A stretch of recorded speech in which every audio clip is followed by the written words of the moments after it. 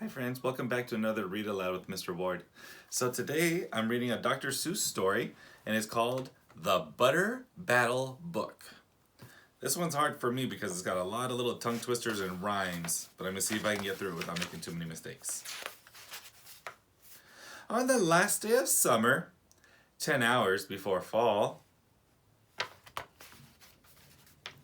my grandfather took me out to the wall.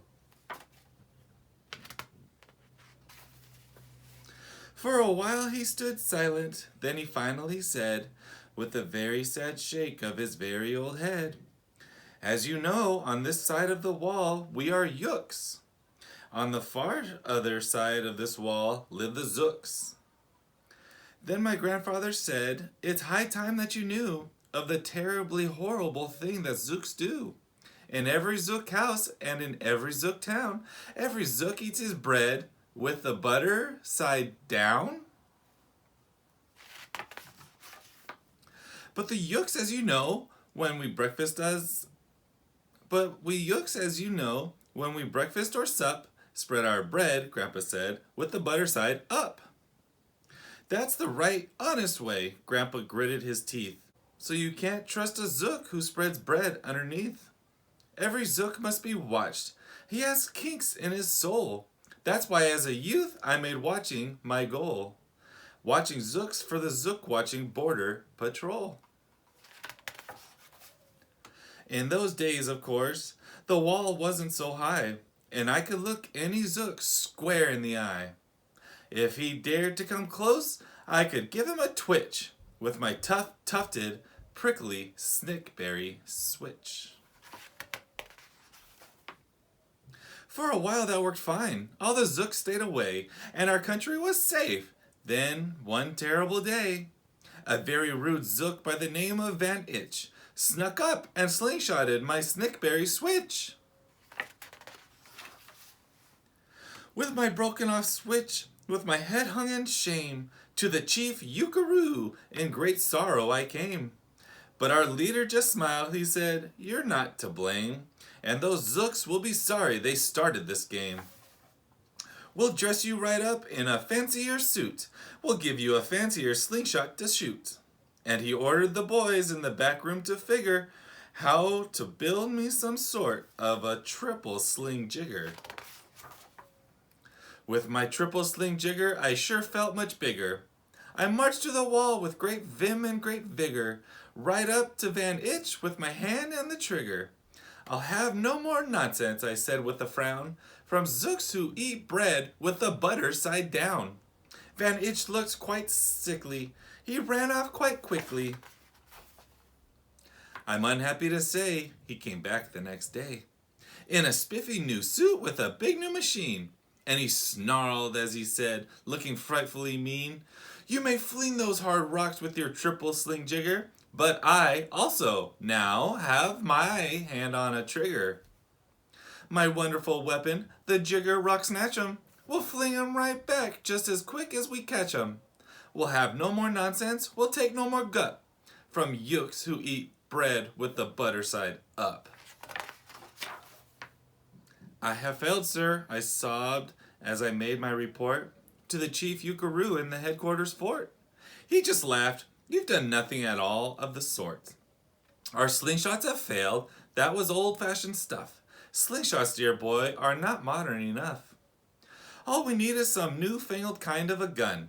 My boys in the back room have already begun to think up a walloping whiz-zinger one. My bright boys are thinking they're on the right track. They'll think one up quick, and we'll send you right back." They thought up a great one. They certainly did. They thought up a gun called the Kickapoo Kid, which they loaded with powerful poo-a-doo powder and ants, eggs, and bees' legs, and dried fried clam chowder. And they carefully trained a real smart dog named Daniel to serve as our country's first gun-toting spaniel.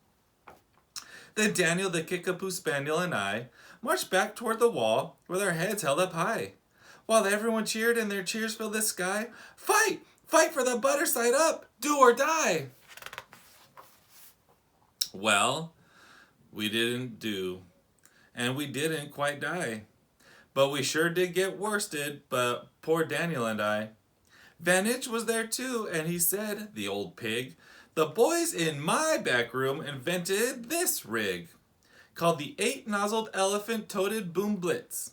It shoots high explosive sour cherry stone pits, and will put your dumb kickapoo kid on the fritz. Poor Daniel and I were scared out of our wits. Once more, by Van Itch I was bested and beat. Once again I limped home from the wall in defeat. I dragged and I sagged and my spirits were low as I thought they ever could go, when I heard a boom-ba and a diddle-dee-dill, and our butter-up band marched up over the hill. The chief Yukaroo had sent them to meet me, along with the right side up song girls to greet me. They sing, "Oh, be faithful, believe in thy butter," and they lifted my spirits right out of the gutter. "My boy," smiled the chief Yukaroo, "we've just voted and made you a general. You've been promoted. Your pretty new uniform's ready. Get in. The big war is coming. You're going to begin it. And what's more, this time you're certain to win it. My boys in the back room have finally found how. Just wait till you see what they've puttered up now. In their great new machine, you'll fly over that wall and clobber those butter-down zooks one and all." Those boys in the back room sure knew how to putter. They made me a thing called the utterly sputter, and I jumped aboard with my heart all a-flutter and steered toward the land of the upside-down butter. This machine was so modern, so frightfully new, no one knew quite exactly just what it would do. But it had several faucets that sprinkled blue goo, which somehow would sprinkle the zooks as I flew, and gum up that upside-down butter they chew.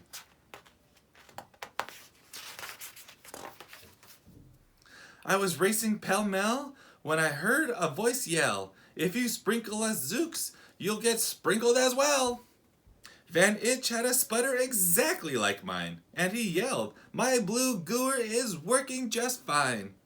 And I'm here to say that if yooks can go zooks, you'd better forget it, 'cause zooks can goo yooks."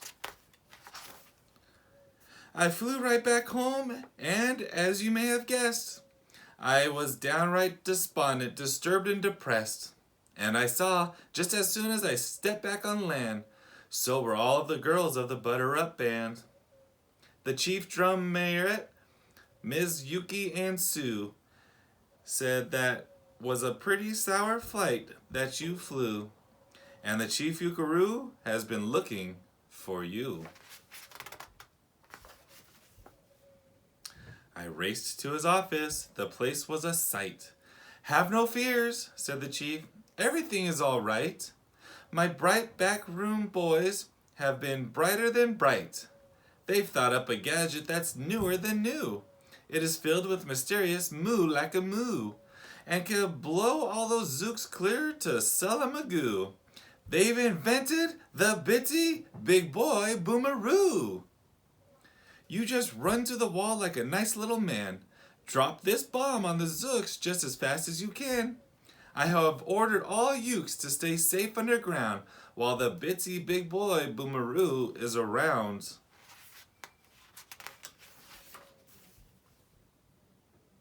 As I raced for that wall with the bomb in my hands, I noticed that every last yook in our land was obeying our chief Yukaroo's grim command.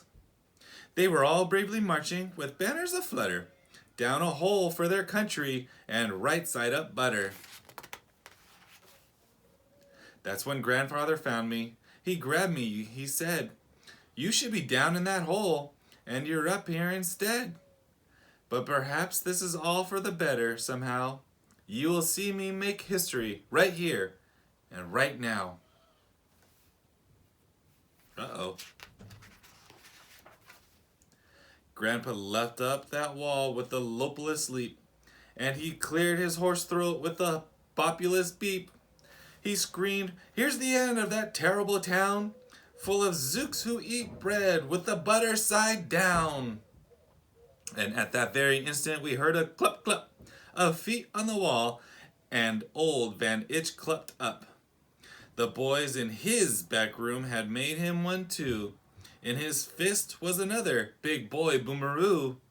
I'll blow you, he yelled, into pork and wee beans. I'll butter side up you to small smithereens. Grandpa, I shouted, be careful, oh gee, who's going to drop it? Will you or will he? Be patient, said Grandpa. We'll see. We will see.